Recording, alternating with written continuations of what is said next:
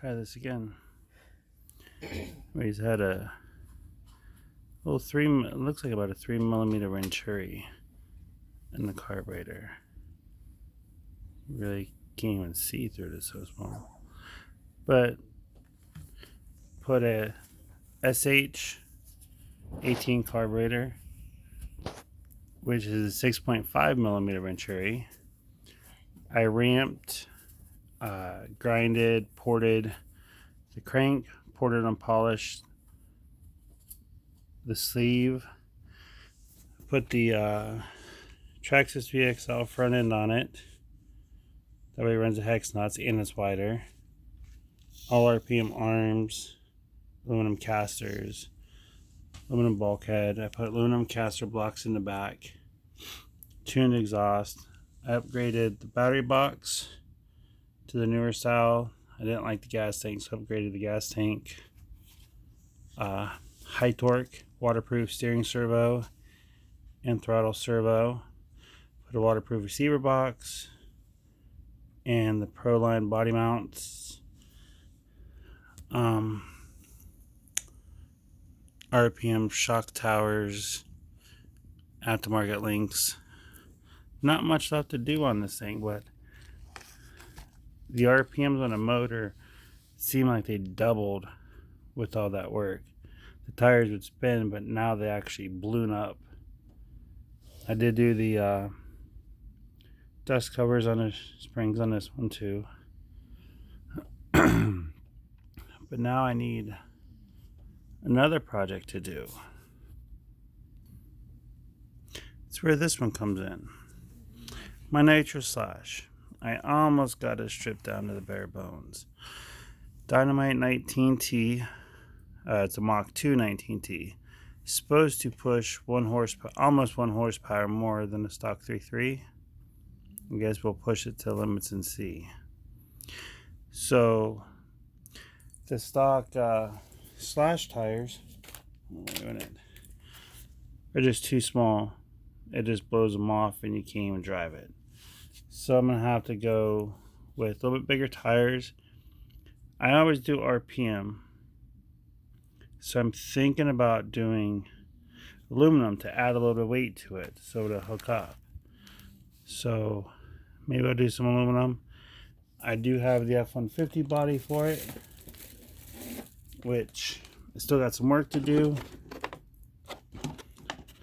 It's got rubber mirrors that bolt on, fender flares, bolt-in grill, then the gunmetal for the stripe on the hood, the bug shield. Inside the bed's gunmetal. So now you're gonna have to get some bigger tires that would actually hook up. So I'm thinking about doing maybe some aluminum, just a couple pieces of aluminum on this. Give it a little more weight. Since I'm running the truck body, I custom done a dual exhaust on it. So exhaust comes out the back with dual tailpipes. So it'd be dual exhaust.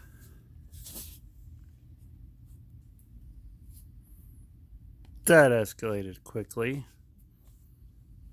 That was fast. Mailman brought me all this. So it looks like we're going with these tires with that truck body, which is gonna be badass. We got the Proline body mount kit, which is gonna be sweet. Had to do something Proline. I could do one thing RPM. So RPM front bumper. That's gonna look nice.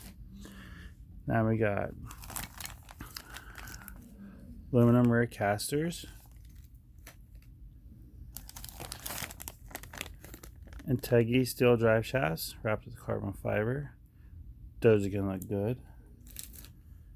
I have the new active vehicle control ABC Spectrum receiver, which has a gyro built in, which helps me keep it straight.